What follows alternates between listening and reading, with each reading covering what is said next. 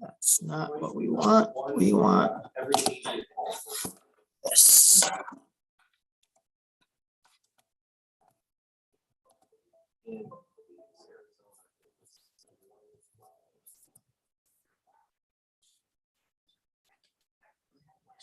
Oh shit, did I just?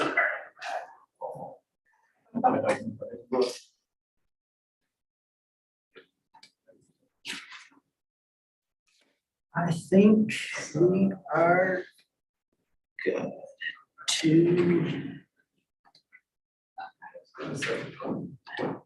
just get it on the screen, sorry.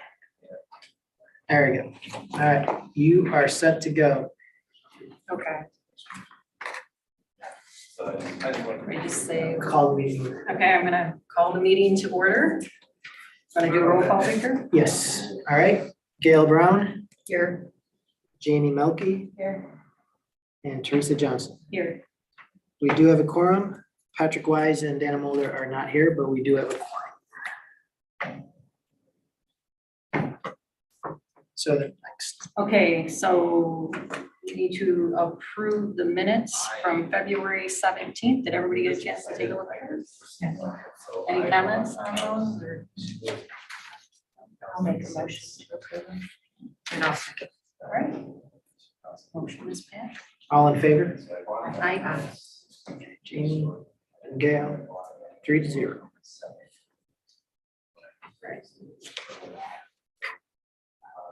Okay. So I just go down the agenda here? Yes. Okay, do you have any board communications that we need to share? No, I'll say that we have come to a, well, basically come to an agreement with the company that did some illegal tree cutting on the bluff. We have came to an agreement with them, and they're gonna do probably some landscaping services for us around the boardwalk and stuff, so we've settled that. So just wanna communicate that to you. And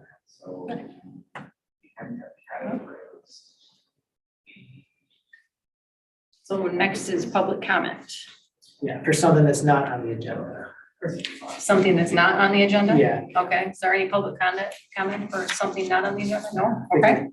I figure you're here for this next one.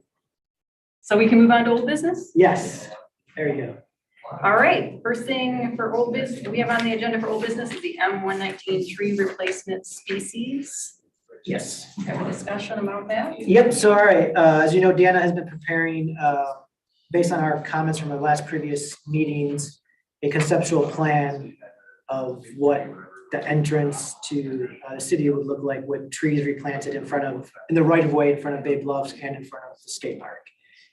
So as in this conceptual plan, that shows the 3 species that we've chosen. One was the green gable black tupelo, the Donald Wyman crabapple, flowering crabapple, and then the arborvitae. So in this plan, I'll blow it up a little bit, but Dana has shown them planted in clusters of 5 or 3.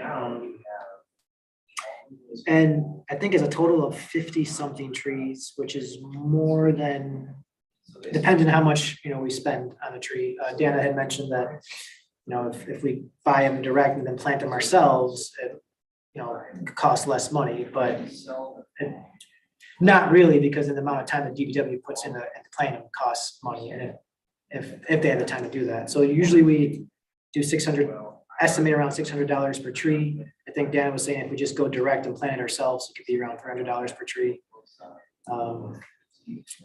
With $600, we'd have an arborist or a professional plant it ourselves. So that's one thing to consider. I think that's something that we probably would figure out as staff.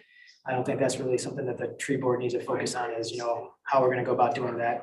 I think what we really need to focus on is this plan good, right, that we see here? My one question I had was, are they too many trees congested together there? I'm not sure. With the number of trees, it might be easier to plant in phases. And I say that because also the skate park is going to be reconstructed this fall. So in case we need to do some work here, it just would not make sense to plant these trees until after the skate park is done. So I theoretically could see that we could hopefully this spring get plantings in front of the Bay Bluffs, this right away. And then next year, So. go for plantings in front of the skate park. We have $10,000 left over from the project. It was originally a $50,000 project to remove those trees and plant new trees. We spent about $40,000 removing the trees, granite stumps.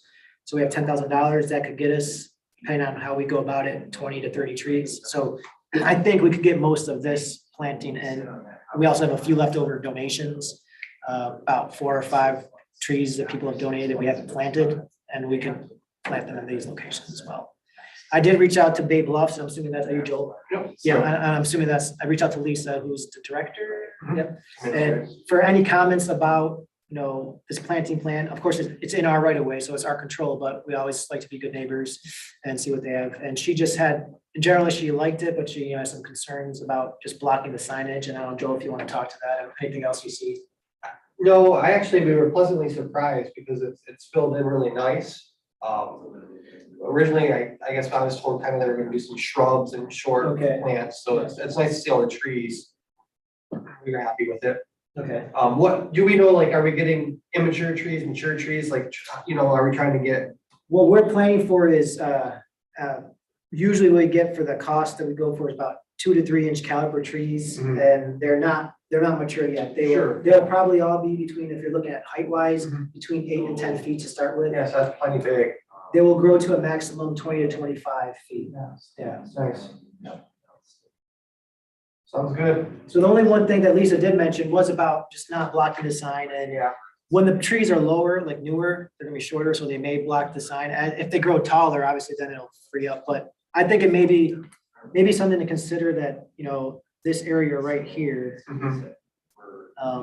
we reduce the number of trees. I don't know from what angle, but just maybe take out a tree or two. I don't know. I'll let you, tree board, talk about that. Obviously, it's your ideas. Well, I like personally the idea of, because of the skate park, the pickleball holding off there a little while so that they don't have to be moved or pulled, or who knows what can happen. And this, it looks like, what is it, 3 trees are sitting in front of the signage? Yeah. Is there anything else I can do? I'm not an arborist and I'm. And down to the tuberose, which would be the bigger trees anyways, right? Yeah. Eventually. Right. Yeah, they eventually Eventually. be the bigger trees.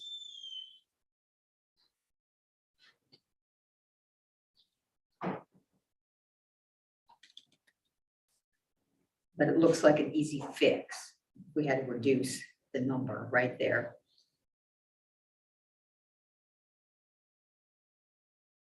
Jamie or Teresa? It's a lot of trees. It is a lot of trees. Could we even put something different there? If there is a real concern?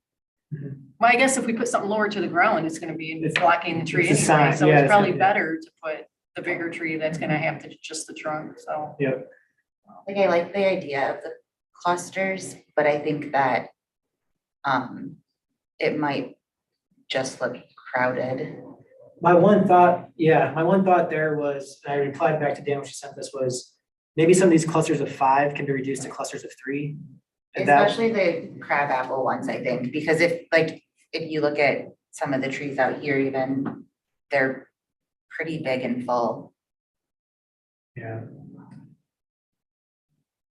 That was one thought I had. We could, if you look at this side, if you reduce the clusters of 5 to 3, it takes around 2, 4, 6, 8 trees from this side, and then 2, 4, 6 from this side. So you take away 14 trees, and we're down to, remember, we originally had about 36 trees there. Obviously bigger trees, but so 41, 53, it takes us down to 41, which is still technically more trees, even though not larger trees, but still more trees than we originally had there. Yeah. If we, So remove my idea, and I don't know how, the 5 from 5 to 3. yeah, the clusters of 5 to put them down to 3. I think we'll need, and I'm sure this is why she did in design, right? Yeah, You want to, instead of having 3, 3, 3, 3, 3, right. maybe a couple 5s somewhere, not where it's blocking, but so that there is visually interesting And I think that's a good point. I think maybe in front of the skate park and pickleball, it's, better to have a little more screening there. Those are the parks that for like noise reasons and other reasons.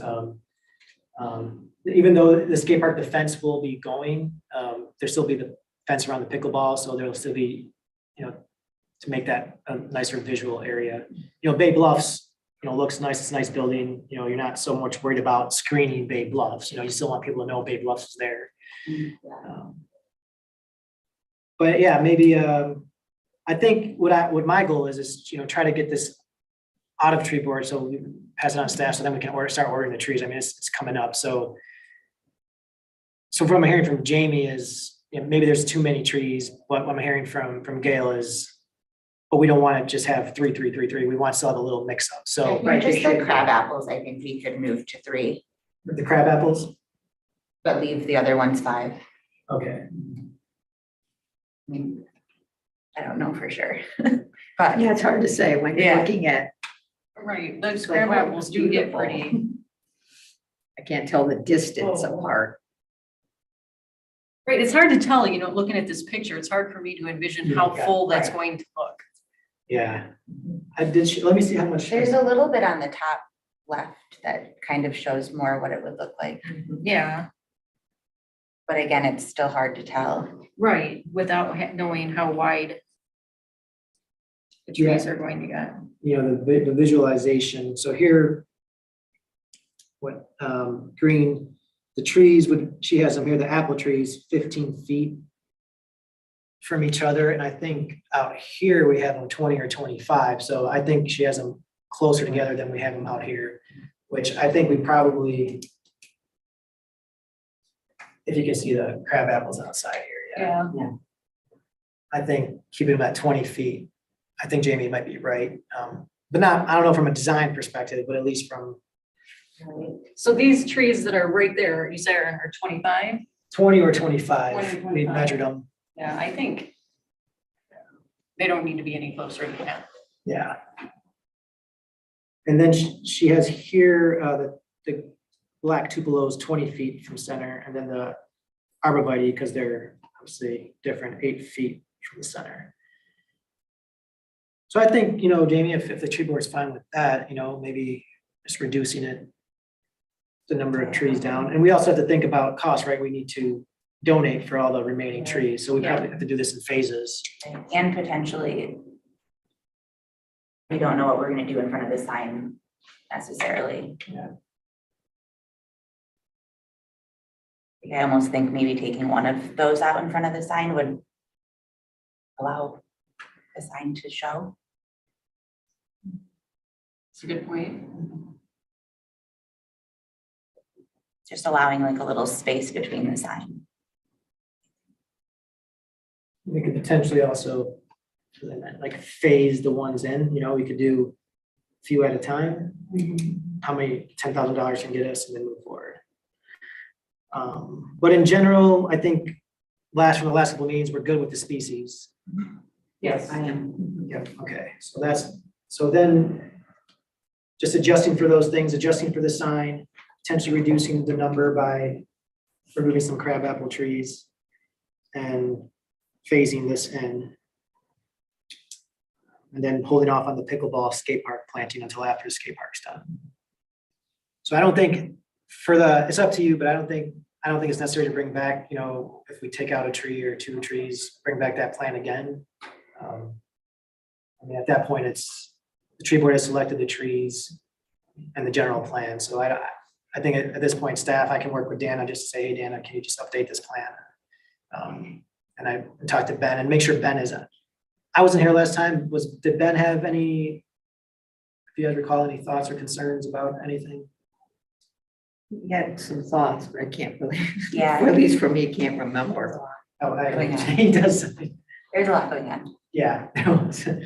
All right. Any other thoughts on this one? No, it sounds like a good plan. So I'll probably also take this with our comments to council on Monday so we can go forward with ordering trees. 'Cause we want to get this done in spring. And if you can tell, if you want to, Lisa or you, if there's anything you guys think of in the meantime, And I don't know how we're gonna go about doing the planting of trees. It may be, we have professionals, we might be a community plant, we're not sure about that yet, but it would be awesome even to maybe see if some of the people in Bay Bluffs, the residents, if they're allowed to, wanna come out and watch or. Okay, I'll be in touch. sure. I have a question. Yeah, How often can we apply to work with Relief? I think we can apply every year, whether not. They just sent out an email saying that they are taking applications. Lucas just sent me that. Last time I talked to Relief, I mean, they're really interested in doing stuff with us, Mhm. but they wanted to avoid their projects being linear rows of trees. They wanted like what we did they're more Yeah. into like, that. But I'll see if they're willing to, participate in that. They just that's not their focus on Right. lining streets. It's more about what we did last year. Okay, But, so yeah, I talked to Lucas. I think I'm still gonna apply for it. yeah, Because even if they don't do it for here, they might do it for elsewhere. right. But yeah, that's a good point, yeah. It's important to look for money and help them. Thanks, Joe. No problem. You can stay or it's up to you. Committed now. Okay. See what goes down Okay. at these meetings. So I can just move on to the next item? Yes. Okay, so we need to talk about our Arbor Day Fest planning. Yes. We briefly talked about it at the last meeting, but tabled it, so. Memorial Day weekend, Kiwanis Park. Ben was thinking about doing pruning or trimming demonstration. Pruning. Pruning, okay. Yeah. Pruning demonstration. Any other ideas or where what we wanna do I love the idea of having some type of scavenger hunt. scavenger? And what that looks like, I guess we'd have to talk about. But I just think that's something fun for the kids. We could do a tree identification using leaves or bark identification. There's many different ways that a scavenger hunt could be done, and it gets kids moving, That's a good idea, and actually. even adults. I like that. That's different than what we did last year too. Something, so to mix it up a little bit. Yeah, yeah. I wasn't there last year, but I heard there was a craft. Yeah, so Patrick did a kind of like, you can go out in nature and like build nature art with trees or leaves or sticks or whatnot. So that was fun. And then there was a bird feeder building for the kids. So Rachel Groom oversaw that, where the kids could build bird feeders out of peanut butter and seeds and stuff. So that was That was cool. on my list. I wasn't there last year either. But we could do that again And too. I thought, oh, that sounds like fun. I might want to do that. And then I get a little bit too like, oh, what if you're allergic to peanut butter? That's true. You No, just never know anymore. So. but that is something we did do. So I think that's something the kids enjoyed doing. How I did like it. how did they make the bird feeders? think we took toilet roll paper. It's basically the rolls, the cardboard from the rolls, and they splattered them with peanut butter and connected it in something like a string or something, and then put So seeds. similar to when you do the peanut butter on the pine cone. Yeah, basically, That's what I yeah, saw, except that yeah. we just used the pine cone would be cool too.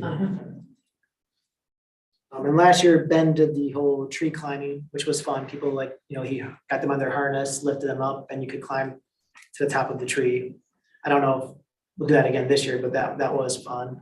We did also, because we did it with the parks, disc golf. We had not Nate, Trevor there to do disc golf, showed the disc golf demonstration. So maybe if the Parks Board wants to join again, we can do something parks wise there. Yeah. And then last year, we also had kids from the school, they had asked them to do drawings of trees. And I think the art class, and they submitted like 20, 25 drawings that we hung up at Kiwanis Park, so people could look at their drawings of trees, and they're pretty cool. That's fun. That is neat. So we could do something like artsy like that again. And then I know Dana had mentioned something about potentially another kind of talk, or last year Eric Hemingway from the tribe, he did a talk about the history of the trees in relation to the Native American tribes here and how they use the trees and what it meant to them. Then Dana did a walk, like tree identification walk. So maybe looking for this time another speaker to talk something related to trees. I don't know. I feel like she mentioned something about that. Yeah, she did. I don't remember exactly what it was. I'll try to see if they're gonna talk. So scavenger hunt, which I think would be really fun, pruning demonstration, bird feeder creation, maker, again, whatever. Maybe an art thing, I can reach out to them, and then some sort of talk. And then parks, whatever parks wants to do some sort of. Hot dogs. hot dog. Oh, yeah, food, of course. We'll get to that part. That's the main, most important part, food and drinks. Last year we did do hot dogs, and I don't know if we had chips or some kind of snacks. I think we got some donations probably, so we can do something similar. You guys want to do different food? Hot dogs are easy. Hot dogs are easy. Yeah. Hot dogs, some snacks, chips, cookies, yeah. And some drinks. And last year, I think we did 11 to 2, 11 a.m. to 2 p.m. And it kind of worked out well because you had a lot of people in the farmer's market. And like, you know, we had, I think people at the farmer's market saying, like a little table there saying, Arbor Day event at Kiwanis Park, so. Is 11 to 2? Okay, yeah. I think that sounds like a good time, yeah.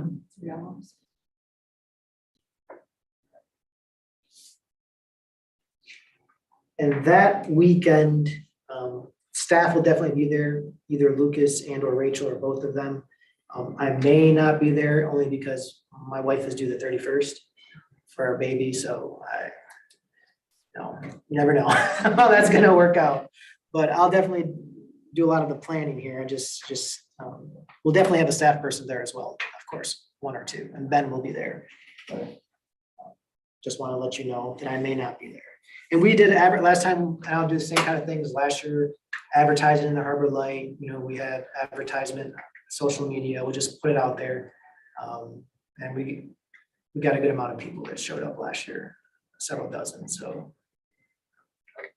And plus with the parks looking at doing a renovation of Kiwanis Park, it might be a good time for them to showcase some of the future plans for there and generate interest and feedback. They had talked about too at the parks meeting, getting like a sandwich board kind of thing to put like there that says like free event this way. That's a good idea.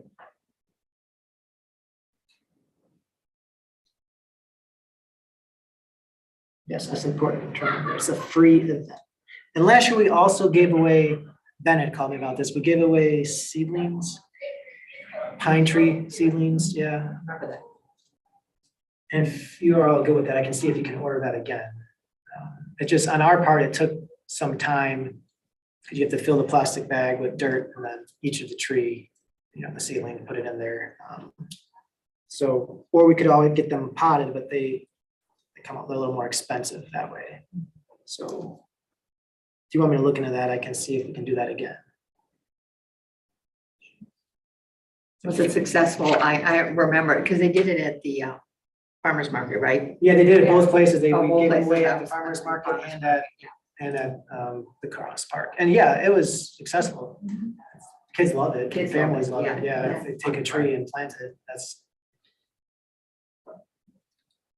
Now, Ben will see, he said he doesn't know if what's available, but we can see what's available, whether pine trees or maples or whatnot. It's a good idea. Okay. There's one in my parents' yard from when my sister was little. It's huge. Still, yeah, it grew. It survived. It's huge. Any public feedback? No, okay. Any other thoughts on this? What I'll do for the next meeting in April is get a finalized plan and then update on where we're at with all this stuff. And then we'll probably have to organize, you know, any volunteer, you know, who the tree board wants to take over any responsibilities at the park, you know. Last year we had someone, you know, someone's husband cooking the hot dogs. We had a couple people stuffing the tree, the seedlings in the bags. We had someone manning each station, you know, Rachel at the bird feeders, Patrick at the nature art. So we organize, so I'll bring back a plan and see what you all are able to, want to oversee, if you can make it. All right, that's all I got. All right. So we can just move on to new business? Yes. Okay. First thing we have is our project matrix review. Yes. So this is, and Dana had wanted this, and I think it was a good idea as well. We talked about reviewing where we're at with, our tasks in the tree plan. So when we created the tree plan, each of the goal numbers were assigned a progress bar as well as whose responsibility it was. And so I think it's important to kind of check out, it's been a little bit over a year, to see if we made any progress on any of these, so we can change them from not started to ongoing or completed. And then after we do that, see, come back to what we're gonna work on for this year. I know one of them was the street tree plans as one thing, but see if there's anything else on here. So I can start going through that, Teresa, if you want me to, and we Okay. can see if we made any changes. Okay. For goal number, I'll start at the top there, 3.5.2. Can you guys see that on there? Yeah. Complete a tree inventory for trees on public property. That's not finished, but I know that means that we have not, it's not in our inventory yet, and we haven't started that. I have talked to Ben about potentially creating some sort of annual plan where we do a certain section of the city each year. So that way we have a rolling basis of updating our tree inventory, but we haven't started that. Same thing with this one. We have not updated our tree inventory as trees are added and removed. That's something we probably should do. Same thing with conducting an annual assessment of the tree health. We haven't started that. We haven't started estimating the amount of water each tree receives. We have not created a map that shows tree locations by species or a GIS map. So those are still, that's mostly all that is arborists and staff, and we just haven't, from funding reasons and the time reasons, we just haven't started some of those stuff. Indicating that the trees that are near utility poles or other city infrastructure may pose a problem. That's ongoing. Ben works with Lucas on that, and we're looking at that on a continual basis. Same thing with documenting significant conflicts between trees and physical constraints. So this next one, identify and protect significant trees such as landmarked and heritage trees. I don't know if you remember last year, we kind of talked about that when we offered a potential program for people to identify trees on their property that are historic or landmark, but we decided not to do anything in the city code with that, not making any kind of ordinance, that we were gonna try to see if it could be some sort of volunteer, thing that people can identify trees on their property that are heritage trees, and they can voluntarily, create a list. And so I would put that as ongoing, because we've talked about it and we've considered it, but we really haven't made a whole lot of progress, but we're thinking about it. So 5.7.9, I'll put as ongoing.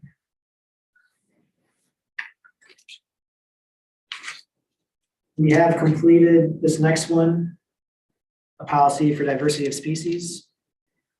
That's the 2020, 2030, 40 that Ben talks about a lot. The next one is capping the percentage of trees in the right of way at 20% of the total number of trees in the city's right of way. So that's more detailed, right?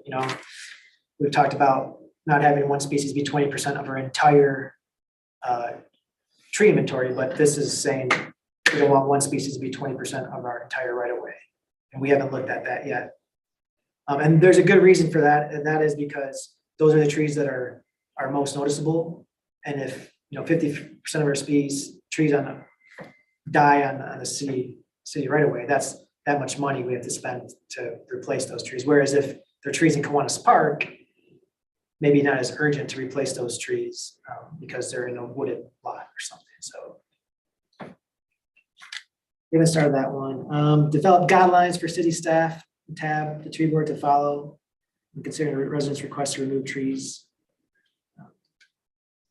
not started that yet. Require property owners to erect or install protective barriers around city trees. We have not gone down that path yet. Of course, people are required, if they want to plant a tree on city property, they have to get our permission to do that. So this is really saying that as one of the conditions of them planting a tree on city property, that they should put a barrier. And I think the concern there was more so because of potential animal like deer, if they're not deer resistant trees, that we don't want to see a tree die on city property, you know, so. But they are required to maintain their tree and keep it living for 3 years. So this would just be like an additional protection measure. Clarify and expand the definition of destruction of trees in ordinance 423 to include poisoning of trees. That's something that can easily look into. There are concerns about people potentially being like dumping some kind of liquid or at the tree to kill it because they don't like the tree in front of their house or business. I don't think that's happened and it'd be hard to prove, but it was a concern expressed by previous tree board. Require applicants requesting to remove street trees for non-view reasons to replant a tree in its place or at another agreed upon location, or donate to city's tree fund. That one, I think we already have completed in this, in a sense, so I'm gonna put a question mark by that one.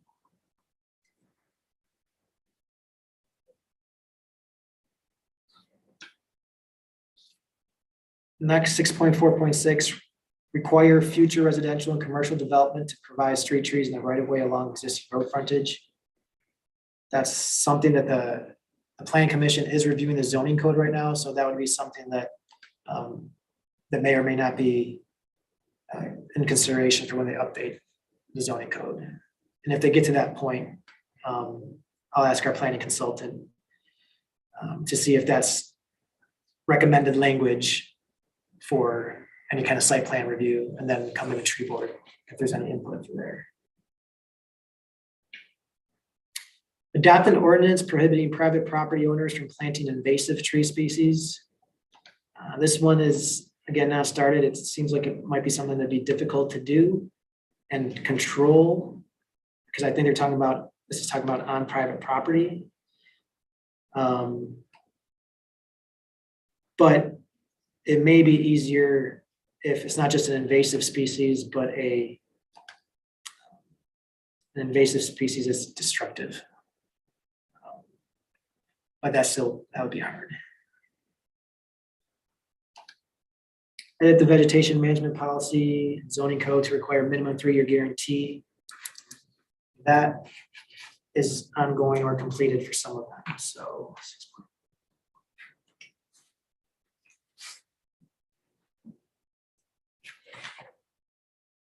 Adopt an ordinance or policy that place limits on the removal of designated heritage trees. That one should probably be deleted or crossed out because we discussed at a previous tree board that we're not gonna put any rules for trees, heritage trees on private property. So I think I also put a question mark because I don't know if that's talking about private property or public property. Sorry, this is a little tedious, but.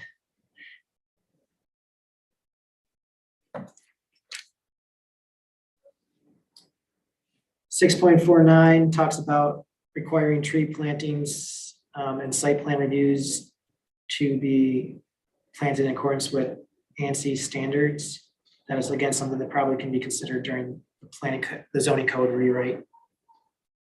Victor, may I ask a question? Yeah. On the far left column, Mhm. where it says delete, what does that, you see up there on the column? Yeah, this is a draft from Dana, and I think what it was is that we either had duplicates of some, or that there were some that we've reviewed and talked about further at tree board and decided that we're not gonna go down that road.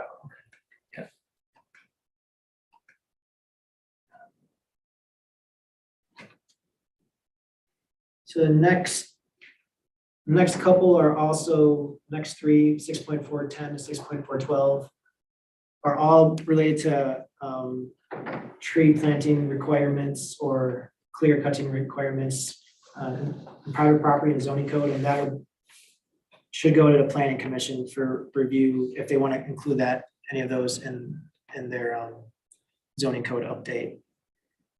So what I'll probably do is communicate any of these to John, our planning consultant, and see if any of them are reasonable to be included in zoning code considerations, and then have the planning commission discuss them. I know there are concerns about a lot of people about telling people what tree they can plant or take off on their property. I think there was an idea at the tree board when this tree plan was approved was they didn't like the idea of seeing properties completely that are forested and completely removed of all their trees. But there's also the philosophical, ideological question of should we be telling people what they can do on their private property with trees? The proper avenue there, again, is the planning commission at the zoning code.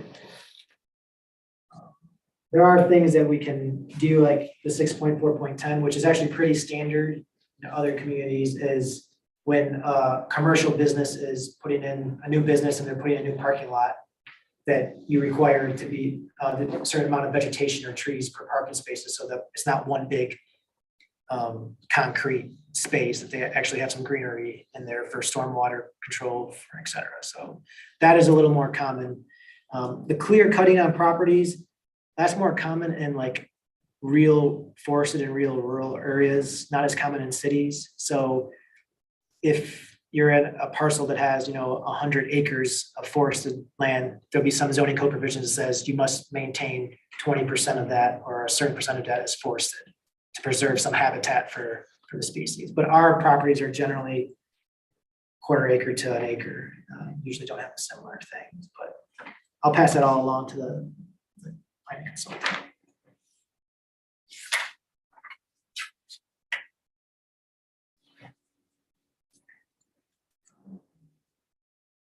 Document and track expenses related to tree planting, care, and outreach. That's ongoing.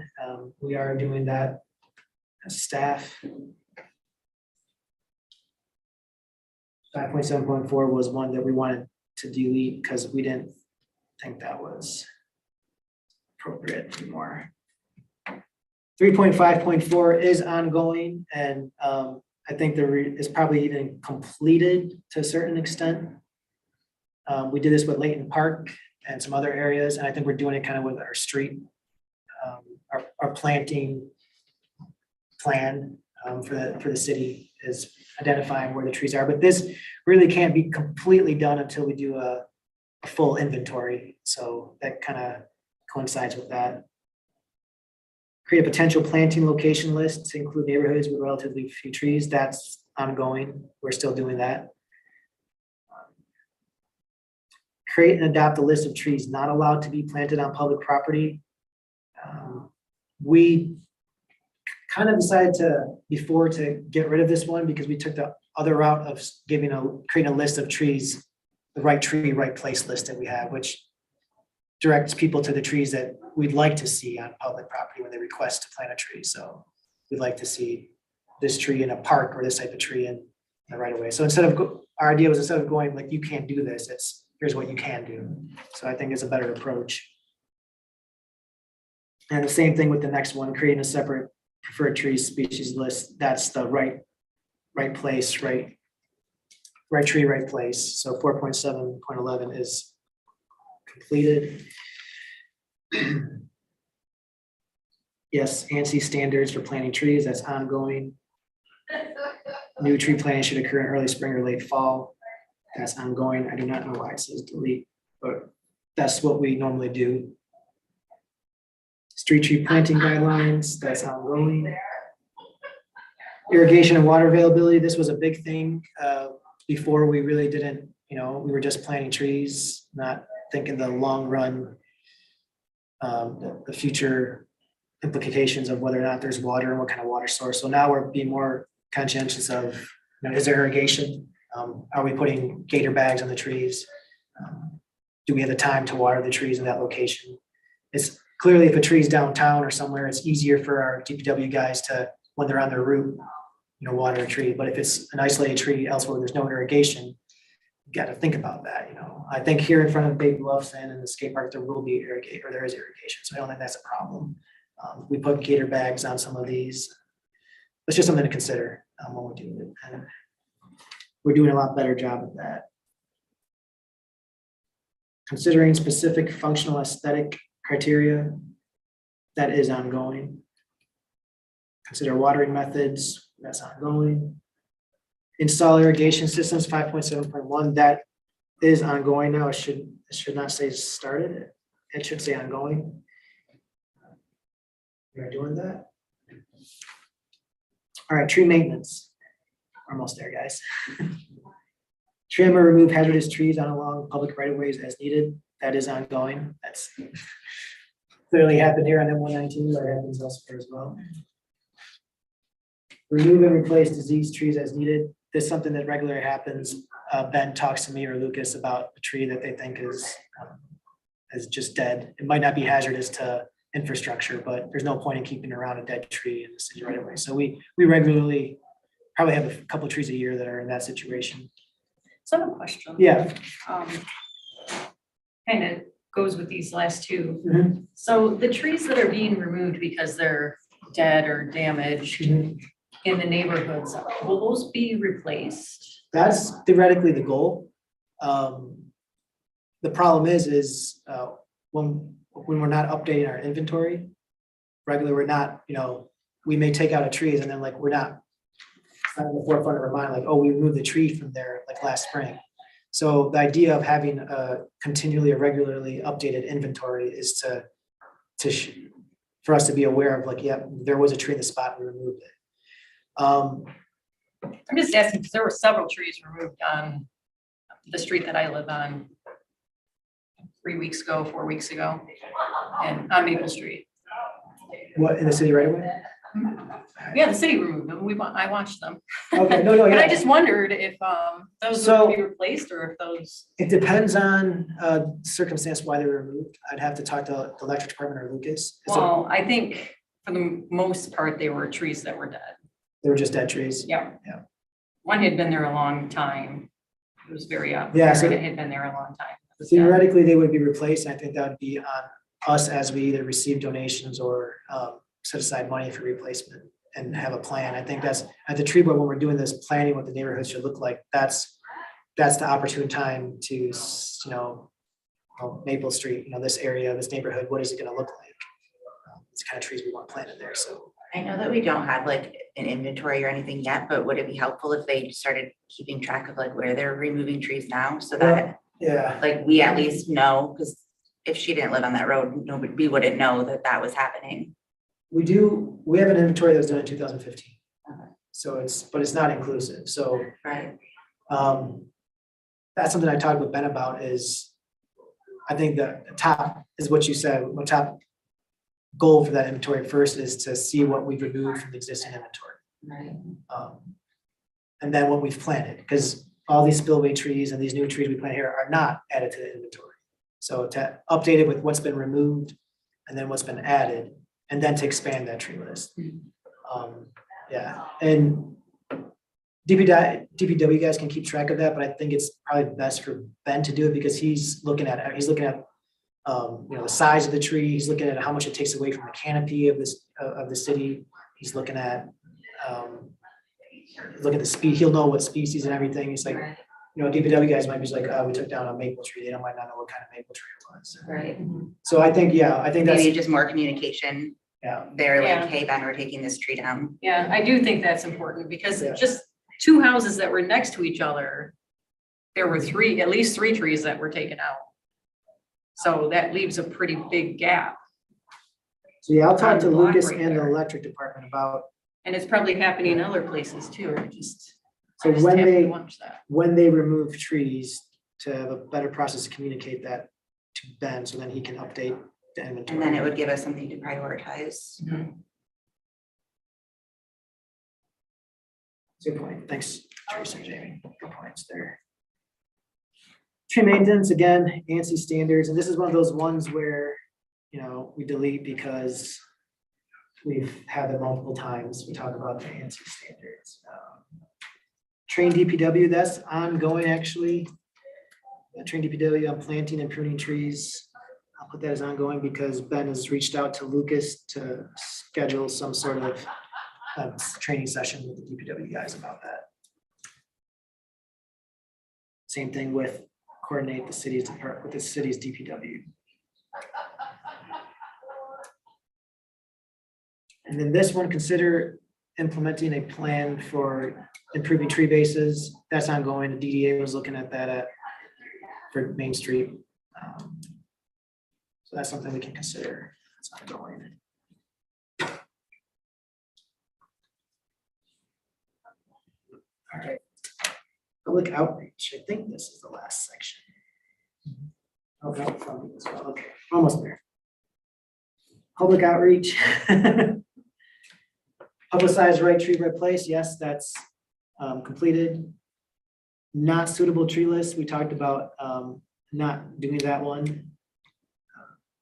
Distribute tips and guidelines to residents on how to care for and maintain newly planted trees. I think we did something at one of our events. We had a little handout, so that's something that's ongoing that we can even think about doing at when we do at the Kiwanis Day Arbor Fest, is having a handout that says one sheeter, here's how to plant and care for a new tree. So a handout that they can take home. Organize tree stewards and activists to generate public support for the protection of the city's urban forest. Work with private businesses such as landscapers and realtors to help spread information about relevant tree species. That's something that started. Host workshops or live demonstrations to properly prune. We can put that as ongoing because that is what we'll be doing at Kiwanis Park at our event. Write articles about specific threats to trees, such as particular diseases or infestations, and we're doing that with sometimes with our canopy, tree canopy, so that's ongoing. Cooperate with local conservancy groups or nonprofits, profits for meaningful education material. We haven't done that yet. Work with staff, school staff to develop youth-based activities and workshops. And we are ongoing with that. I mean, the drawing of the trees and having them, we actually had volunteers come to our Arbor Day Fest to help out with that. So we are working, we could do more with their annual public forum that's specifically focused on residents' trees concerns. We haven't done that. Create surveys on tree challenges. We haven't done that either.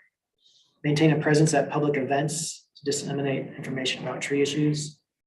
Ongoing, I know that one time some tree board members went to a parks event or two to talk about trees, but not very intensely, I should say. Give specific tree species seeds packets to residents and studies for planting on private property. I don't know why that's as a delete. We did it at one event. Maybe we just decided not to do it again. I don't know. Create an Arbor Day program, that's completed. Install tree identification signs near specific trees. That should be ongoing. 7.6.15, we did it at our Kiwanis Day event last year, but we also wanted to do it on different areas of town, such as either here when we planted these new trees. I think they did it here as well. They had tags. And then along the boardwalk, when people are walking down the boardwalk, with the idea that you'd be walking down and be like, oh, that's a maple, that's a pine. Create a tree awareness packet. We haven't done that. Utilize the city's Parks and Rec department to host nature walks and other tree or forest activities. We haven't done that either. Educate residents on observing trees for potential pests and diseases. That's ongoing. All right, last one. Request that the city dedicates annual monies for tree planting and care. We did that in our budget for last year. We included a little bit extra money for tree care and planting. Hold an annual fundraising campaign for a particular tree-rated project. I think that should be ongoing because we're probably going to do that for this M119 project.